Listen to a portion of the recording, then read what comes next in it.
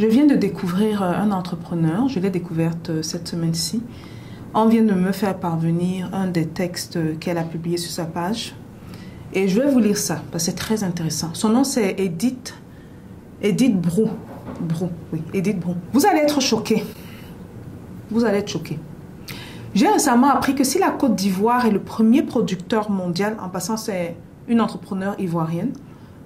Donc, si la Côte d'Ivoire est le premier producteur mondial de noix de cajou, le premier exportateur mondial de noix de cajou, c'est le Vietnam. Le Vietnam fait fortune, tandis que la Côte d'Ivoire est le premier producteur mondial de noix de cajou. Écoutez déjà cette différence. On a le premier producteur mondial et on a le premier exportateur mondial. C'est l'histoire d'une mondialisation réussie et d'une industrialisation ratée. On y vient. L'année dernière, le Vietnam a exporté 791 millions de dollars de noix de cajou vers l'Union européenne et 885 millions de dollars vers les États-Unis. La Côte d'Ivoire, quant à elle, n'a exporté que 85 millions de dollars vers l'Union africaine et 41 millions de dollars vers les États-Unis. Là, vous vous rendez déjà compte qu'à ce niveau-ci, le prorata même fait peur.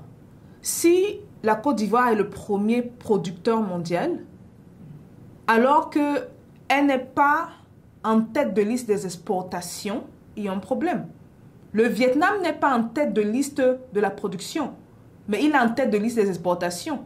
Il fait pratiquement 9 fois le chiffre d'affaires de la Côte d'Ivoire pour ses exportations envers l'Union européenne et les États-Unis.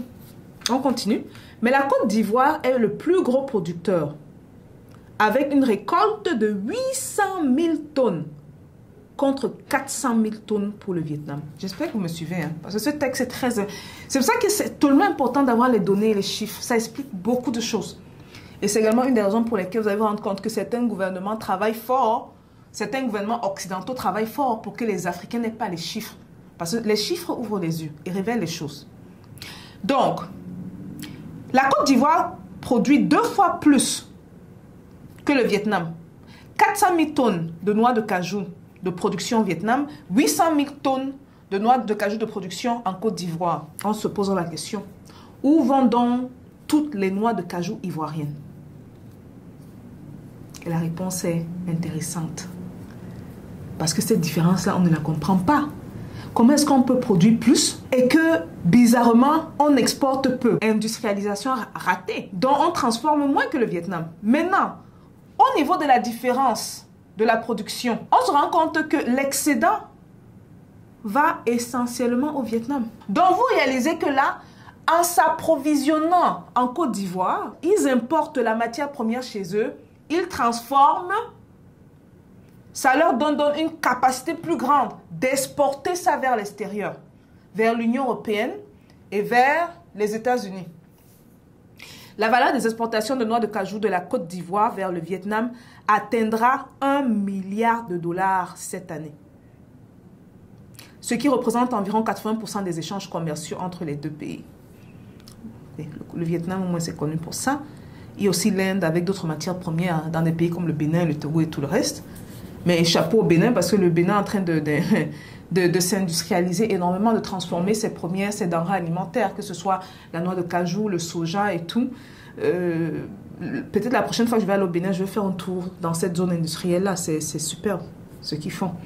Les installations de transformation vietnamiennes répondent aux normes de sécurité alimentaire fixées par... Attendez, j'ai sauté un petit paragraphe, je dois remonter. En effet, le Vietnam est devenu le 2e transformateur de noix de cajou au monde.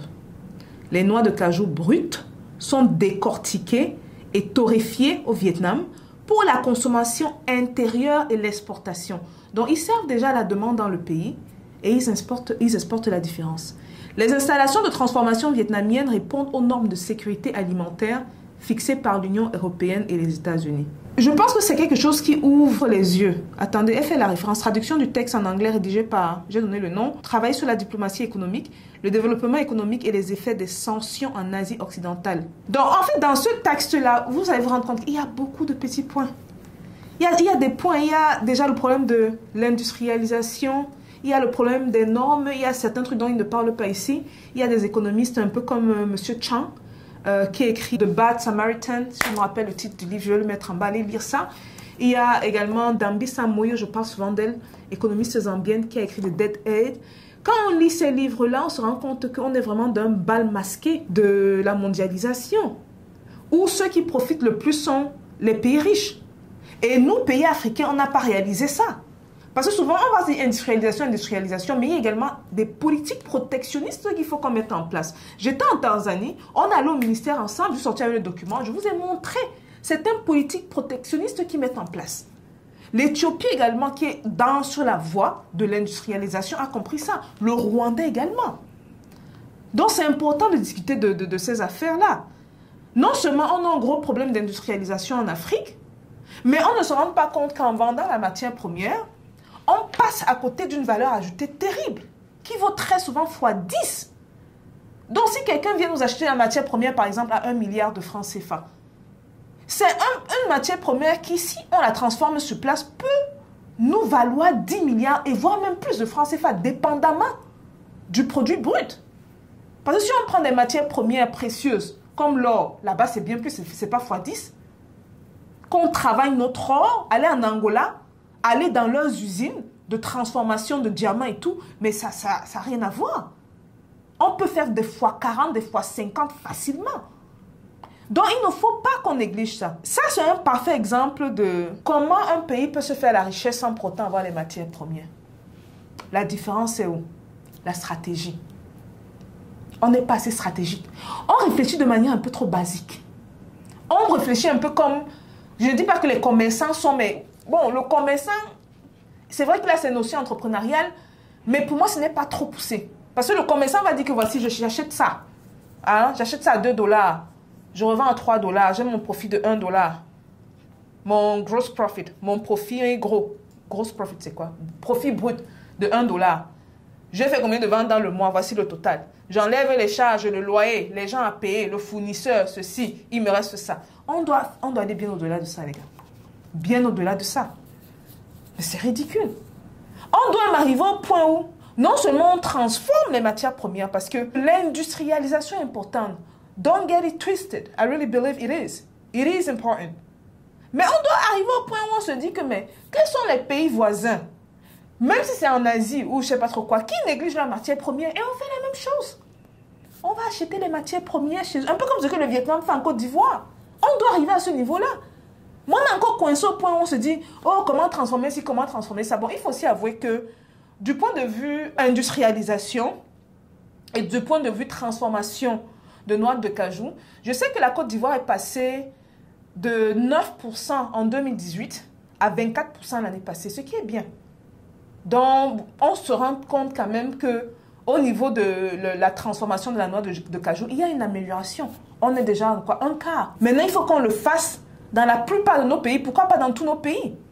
Et qu'on encourage ça, ou même qu'il y ait même carrément des zones industrielles qui naissent. Je vais faire le reportage pour le Bénin. Je vais le faire, parce que c'est tellement important de montrer ça. Il faut que les gens aient ce visuel-là. J'ai parlé du Rwanda, j'ai parlé de l'Éthiopie. Ce sont de très bons exemples. La Tanzanie, très protectionniste. Le Kenya qui, bon, les politiques sont très intéressantes. Donc, je voudrais partager ça avec vous. Dites-moi ce que vous pensez de ce genre de données. Quand ça soit en relis, ça fait peur. Parce que le Vietnam fait littéralement fortune à travers ça. Le Vietnam s'enrichit. Et avec cet argent-là, ils peuvent réinvestir dans leur pays tranquillement. Dans les infrastructures, parce que comme je l'ai dit quand on était en Chine, je l'ai mentionné, c'est tellement important. Quel business est-ce qu'on peut faire sans infrastructure? On peut faire du commerce. Mais maintenant, si on parle de business, on veut élever le business à un niveau très élevé.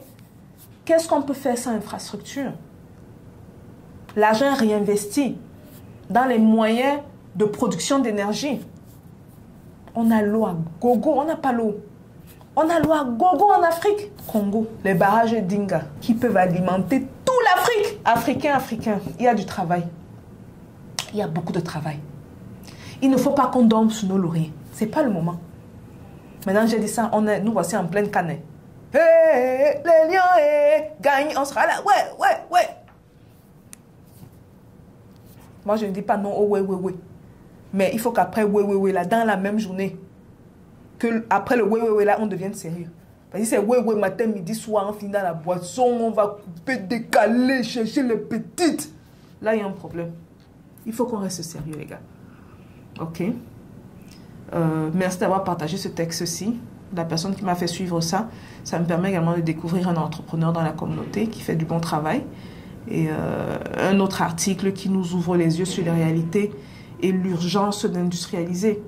L'urgence d'avoir des tarifs imposés à certains produits trop moins chers qui rentrent en Afrique, avec lesquels on ne peut pas compétir. Il y a des produits chinois. L'Africain peut compétir comment avec ces produits chinois-là?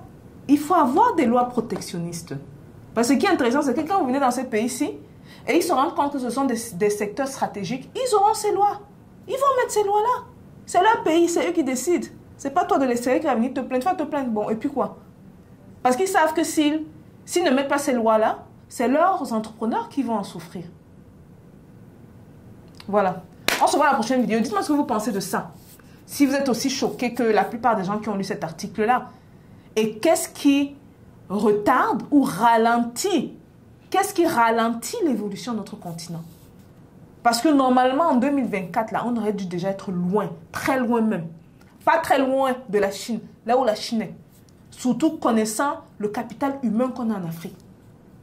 On devait être très loin. Je vous attends dans les commentaires, ok? Peace out.